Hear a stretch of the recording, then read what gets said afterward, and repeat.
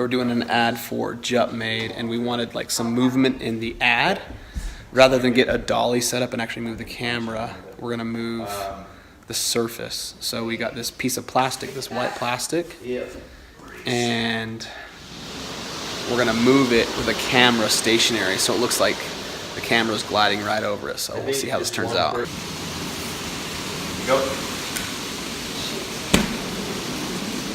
And done.